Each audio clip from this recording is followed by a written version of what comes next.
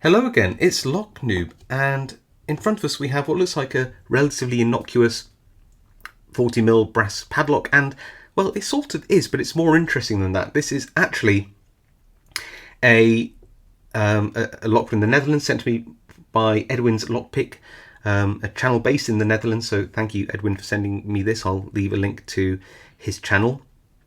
And yeah, this is actually a Royal Netherlands Airforce padlock. In fact, the KLU stands for, I'm going to get this a bit wrong, Koninklijke Luchtmacht, and so KLU for short, meaning Royal Air Force. Let's have a look at the key. There we go. I think you'll find the bitting's actually quite nice, isn't it? You know, for a lock which is possibly made in China. I mean, there are some Dutch lock companies out there, M&C, NMF, and a few others.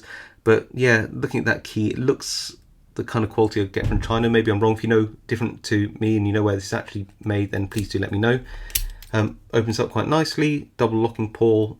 Just, it's not anti-shim by any means. It's very standard padlock, but it's going to be for a low security application, so it doesn't really matter. Let's just slide that out. So grab some tension. Got this just a bit of bent wiper blade that'll do for top of the keyway. Peats and gem in 18,000th. It's a very non-paracentric keyway. You can get a really big, thick pickup in here. The only thing to bear in mind is it's got a little warding ledge here, and because I'm right-handed, I hold it in my left. I hold this at an angle. It's very easy to accidentally pick the warding, so just have to angle it slightly in.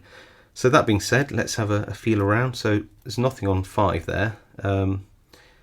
4, little click, 3, and well, it's a core movement. I think it's a bit of a false set.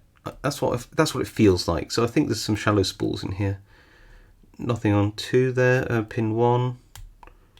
Oh, and again, that felt like a core movement. Either we have standard pins and quite poor tolerances, possible. That's why I'm getting some good movement on the core as I pick through, or they are some shallow spools in there. Let's have a pick through again. Pin 2 now is binding. Bit of counter rotation, and we are open. So yeah, I'm going to call it. I think there are some spools in there. When I picked this before, I felt some spools in position, I think 4 as well.